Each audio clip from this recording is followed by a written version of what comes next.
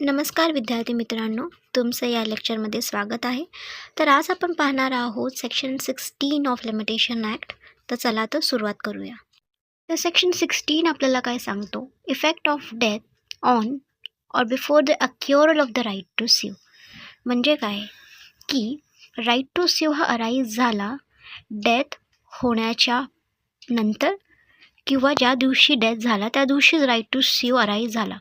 तर अशा वेळेस अशा डेथचा राईट टू स्यूवर काही परिणाम होईल का, आणि तो झाला तर कसा होईल, हाच आपल्याला सेक्शन नंबर 16 सांगतो.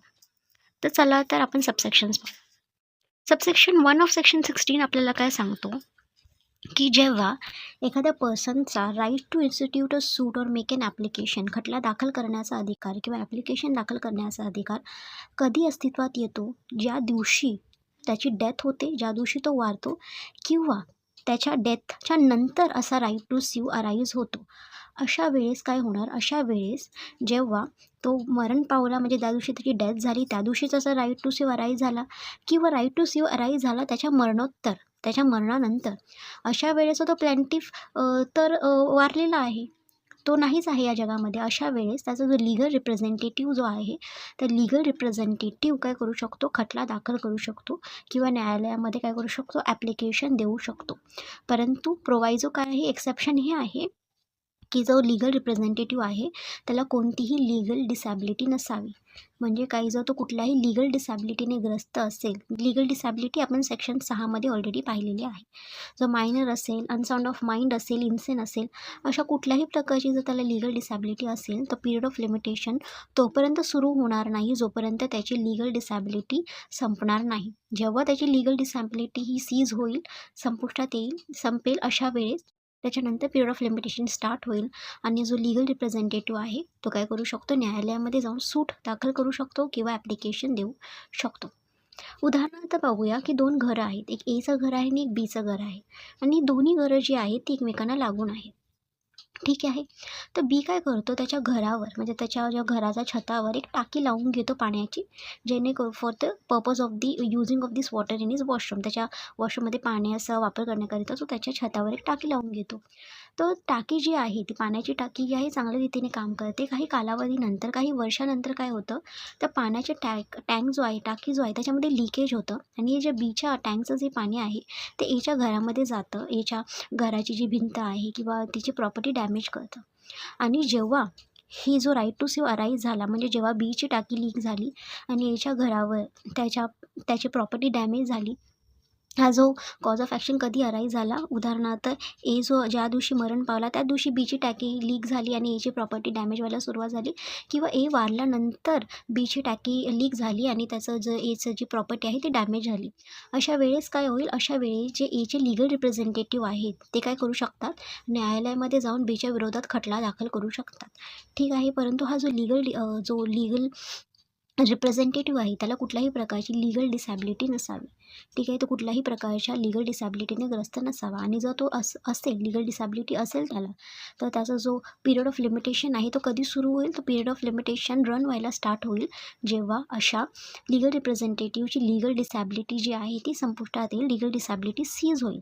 जेव्हा लीगल रिप्रेझेंटेटिव्हची लीगल डिसॅबिलिटी सीज होईल त्याच्यानंतर पिरियड ऑफ लिमिटेशन स्टार्ट होईल, आणि हा जो लीगल रिप्रेझेंटेटिव्ह आहे तो न्यायालयामध्ये खटला दाखल करू शकतो.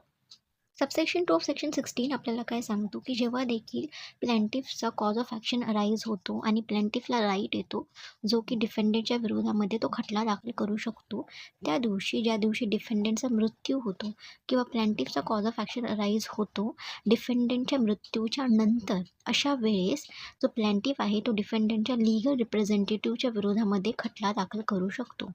परंतु जो लीगल रिप्रेझेंटेटिव्ह ऑफ डिफेंडंट जो आहे तो लीगली कॅपेबल असायला हवा आणि त्याला कुठल्याही प्रकारची लीगल डिसॅबिलिटी नसावी. जर तो कुठल्याही प्रकारच्या लीगल डिसॅबिलिटीने ग्रस्त असेल तर जोपर्यंत तो फुली कॅपेबल होत नाही आणि त्याची लीगल डिसॅबिलिटी रिमूव्ह होत नाही तोपर्यंत प्लॅन्टिफ त्याच्या विरोधात खटला दाखल करू शकणार नाही.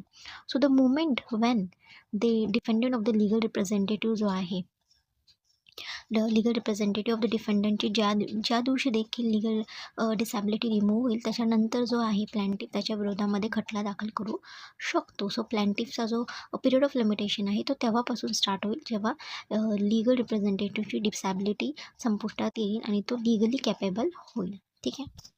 तर सबसेक्शन 1मध्ये काय होतं, जेव्हा प्लॅन्टिफचा कॉज ऑफ ॲक्शन अराईज होतो against the defendant to file a suit in a court of law, जेव्हा डिफेंडंटचा मृत्यू त्या दिवशी होतो जेव्हा कॉज ऑफ ॲक्शन अराईज होतं किंवा त्याच्या मृत्यूच्या नंतर कॉज ऑफ ॲक्शन अराईज होतं. आणि सबसेक्शन 2 आपल्याला काय सांगतो की जो प्लॅन्टिफचा कॉज ऑफ ॲक्शन कधी अराईज होतो, ज्या दिवशी डिफेंडंटचा मृत्यू होतो किंवा डिफेंडंटच्या मृत्यूच्या नंतर जर प्लॅन्टिफचा कॉज ऑफ ॲक्शन अराईज होईल तर तेव्हा वेळेस काय होणार ह्याचं सगळं दृश्य आपल्याला सबसेक्शन 1 आणि सबसेक्शन 2ने सांगितलेलं आहे. तर सबसेक्शन 3 ऑफ सेक्शन 16 आपल्याला काय सांगतो, जेव्हा देखील आपल्याला सूड दाखल करायचा असेल, first for the right of preemption, second suit for the possession of immovable property and third is for the hereditary office. ठीक आहे, म्हणजे राईट टू प्रिएम्प्शनमध्ये खटला दाखल करायचा असेल. नाव व्हॉट इज राईट टू प्रिएम्प्शन हे आपण पहिल्यांदाच पाहिले आहे अंडर सेक्शन 8. तर तिकडे तुम्हाला कळेल what is right of preemption is. Or we have to file a suit in the suit for the possession of immovable property. Third is for the hereditary office. जर कोणी आपल्या ऑफिसमध्ये किंवा कोणी आपल्या म्हणजे एखादा आपल्या पदाला आपल्याकडनं आपला हक्क जो आहे तो घेतला आहे, युजअप केलेला आहे, तो हिसकावून घेतलेला आहे, तर त्याच्यासाठी जर आपल्याला खटला दाखल करायचा असेल तर या तिन्ही ठिकाणी जेव्हा आपल्याला खटला दाखल करायचा असतो तेव्हा सबसेक्शन 1 आणि सबसेक्शन 2 ऑफ सेक्शन 16चे जे इन्ग्रेडियंट्स होते ते यावर लागू होणार नाही, हा सेक्शन 3 सांगतो. आता कोणते इन्ग्रेडियंट्स होते म्हणजे काय की जेव्हा देखील प्लॅन्टिफचा कॉज ऑफ ॲक्शन राईज होतो त्या दिवशी जेव्हा तो वारतो किंवा त्याच्यानंतर खटला दाखल करण्याचा किंवा डिफेंडंटच्या विरोधात जो खटला दाखल करायचा आहे तो डिफेंडंट वारतो त्या दिवशी कॉज ऑफ ॲक्शन राईज होतो प्लॅन्टिफचा किंवा त्याच्यानंतर, अशा दोन्ही परिस्थितीमध्ये लीगल रिप्रेझेंटेटिव्ह ऑफ प्लॅन्टिफ, ठीक आहे, और लीगल रिप्रेझेंटेटिव्ह ऑफ डिफेंडंट जो आहे यांना कुठल्याही प्रकारची लीगल डिसॅबिलिटी नसावी आणि जर ती असेल तर पिरियड ऑफ लिमिटेशन इनिशिएटच होणार नाही. परंतु हे सबसेक्शन 1 आणि 2चा जो इन्ग्रेडियंट आहे तो सबसेक्शन 3च्या या 3 गोष्टींवर right of preemption, suit for the possession of immovable property and third one is hereditary office, या तिघांवर देखील ते लागू होणार नाही. म्हणजेच काय की जरी देखील या 3 ठिकाणी जो आपल्याला खटला दाखल करायचा असेल आणि जरी देखील लीगल रिप्रेझेंटेटिव्ह जो आहे त्याला कुठल्याही प्रकारची लीगल डिसॅबिलिटी जरी असली तरी देखील पिरियड ऑफ लिमिटेशन या तिन्ही ठिकाणी थांबणार नाही आणि त्याची वेळ मर्यादा वाढणार नाही किंवा तो थांबणार नाही. आणि जेव्हा देखील कॉज ऑफ ॲक्शन अराईज होईल तेव्हापासूनच पिरियड ऑफ लिमिटेशन काय होणार, पिरियड ऑफ लिमिटेशन सुरू होणार आणि तो लीगल डिसॅबिलिटीमध्ये मुळे थांबण्यात येणार नाही. हेच आहे आपलं सबसेक्शन 3. तर आपण याला उदाहरणाद्वारे समजून घेऊया. एक प्लॉट ऑफ लँड आहे ज्याच्यावर एचा हक्क आहे, परंतु बी काय करतो, बीला तो जी जागा आहे ती विकायची. ठीक आहे. आता जो ए आहे तो बी ती जागा विकण्याच्या अगोदरच वारतो आणि त्याच्यानंतर बी ती जागा विकतो.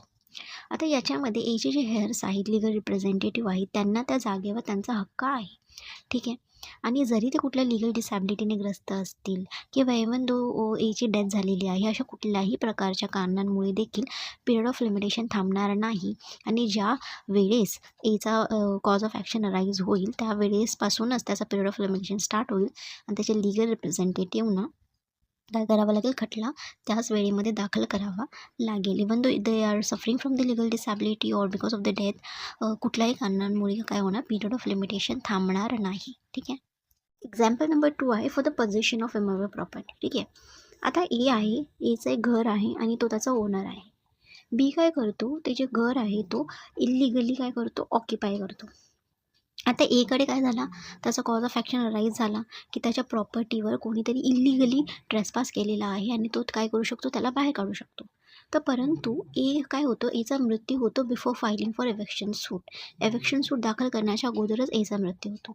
आता जो एचा हक्क होता एव्हिक्शन सूट फाईल करण्याचा तो त्याच्या लीगल रिप्रेझेंटेटिव्हकडे गेला आणि त्याचे लीगल रिप्रेझेंटेटिव्ह जे आहे ते एव्हिक्शन सूट फाईल करू शकतात.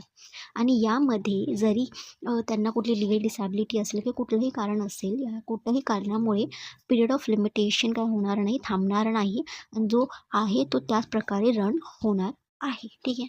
सिमिलरली तिसरं उदाहरण आपण बघू शकतो हेरिडिटरी ऑफिससाठी. ठीक आहे. हेरिडिटरी ऑफिस म्हणजेच काय, ए जो आहे तो एक होल्ड करतो हेरिडिटरी ऑफिस. म्हणजे आपण म्हणू शकतो की तो एक गावचा सरपंच आहे. ठीक आहे. आणि आता त्याचा मृत्यू होतो त्या दिवशी ज्या दिवशी कोणीतरी त्याचा जो सरपंच आहे तो गावचा तो त्याच्याकडनं त्याचा हक्क हिसकावून घेतो, इल्लिगली हिसकावून घेतो किंवा त्याच्या मृत्यूच्या नंतर कोणी त्याचा हक्क हिसकावून घेतो. ठीक आहे. अशा दोन्ही वेळेस त्याचा जो लीगल रिप्रेझेंटेटिव्ह आहे ते काय करू शकतात, केस दाखल करू शकतात अशा व्यक्तीविरुद्ध, बरोबर. आणि जरी ते लीगल रिप्रेझेंटेटिव्ह लीगली डिसेबल असतील किंवा याच्या डेथमुळे कोणत्याही प्रकारच्या कारणामुळे त्याची जी पिरियड ऑफ लिमिटेशन आहे तो थांबणार नाही आणि लीगल रिप्रेझेंटेटिव्हजला ओरिजिनल पिरियड ऑफ लिमिटेशनमध्येच त्या दुसऱ्या व्यक्तीविरुद्ध काय करावं लागेल, खटला दाखल करावा लागेल, डिफेंडंट विरुद्ध खटला दाखल करावा लागेल. सो सबसेक्शन 3 काय सांगतं आपल्याला, की बिकॉज ऑफ डेथ म्हणा किंवा any sort of legal disability suffering by the legal representative म्हणा, अशा कुठल्याही कारणांमुळे काय होणार, जो जो लीगल रिप्रेझेंटेटिव्ह आहे तो हेअर्स आहे त्यांना कुठलाही एक्स्ट्रा टाईम नाही मिळणार. पिरियड ऑफ लिमिटेशन जे आहे ते ओरिजिनल ज्युरिसडिक्शनमध्येच त्यांचं काय होणार, पिरियड ऑफ लिमिटेशन जेवढं दिलेलं आहे ते तेव्हापासूनच रन करायला सुरुवात होणार. ते कुठल्याही प्रकारच्या डेथमुळे किंवा डिसॅबिलिटीमुळे त्यांच्यामध्ये कुठल्याही प्रकारचं अल्टरेशन होणार नाही. कुठल्या केसेसमध्ये, 3 केसेसमध्ये. First is right to preemption, second in possession of the immovable property and third one is the hereditary office. या तिघांवर देखील सबसेक्शन 1 आणि सबसेक्शन 2चे इन्ग्रेडियंट्स लागू होणार नाहीत. हे कुठे दिलं, हे सबसेक्शन 3 ऑफ सेक्शन 16मध्ये आपल्याला दिलेलं आहे. आय होप हे लेक्चर तुम्हाला आवडलं असणार. हे लेक्चर तुमच्यासाठी युजफुल असेल. असंच लिमिटेशन ॲक्टचे सिरीज वाईज मराठीमध्ये लेक्चर उपलब्ध करून घेण्यासाठी चॅनलला सबस्क्राईब करा. तुमचे विचार कमेंट सेक्शनमध्ये कळवा आणि लेक्चरला शेअर करायला विसरू नका. भेटूया पुढच्या लेक्चरमध्ये. तोपर्यंत अभ्यास करत राहा. Thank you so much.